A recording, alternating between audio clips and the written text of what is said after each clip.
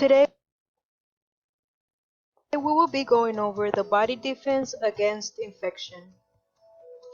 What we want to achieve today is distinguish between innate nonspecific and adaptive specific defense. But of course, first we have to see where it all comes from. The lymphatic system defends the body against infection by pathogens. Now, what are pathogens? Pathogens are disease-causing agents like the bacteria, viruses, complex organisms like the protozoa. But now, you also got to keep in mind that the presence and multiplication of a pathogen, if unchecked, may cause an infection. Yes, the body can prevent the entry of pathogen or destroy them with various defense mechanisms that we'll be going over today.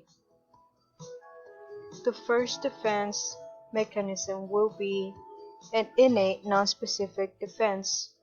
It protects against many types of pathogens. It is a general defense, and there are 7 types of defenses.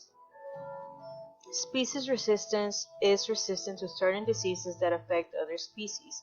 Mechanical barriers is unbroken skin and mucous membranes preventing the entrance of some infectious agents, like the epidermis removing superficial bacteria. The inflammation enzymes in various fluids kill pathogens. Natural killer is a tissue response to injury that helps prevent the spread of infectious agents into nearby tissues. Phagocytosis engulfs and destroys foreign particles in cells. Fever is elevated body temperature and directly inhibits microbial growth and increases phagocytic activity. Now we'll be going over the adaptive specific defenses. Antigens are non-self molecules that can elicit an immune response. Adaptive responses are carried out by 2 lymphocytes and macrophages, 2 types of adaptive defenses. One that is cellular immune response and the other one that is humoral immune response. The way a pathogen begins to enter the body is by the first line of defense, which is the mechanical barrier, like the skin and the mucous membrane.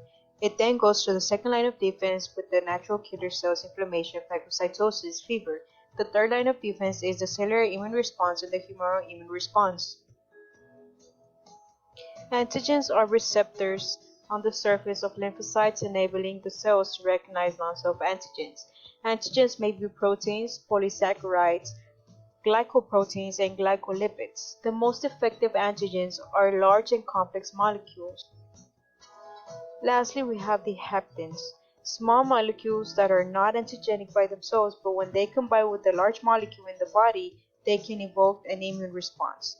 The lymphocyte's origins produces throughout life, starting during fetal development. Red bone marrow releases specialized lymphocytes precursors into blood.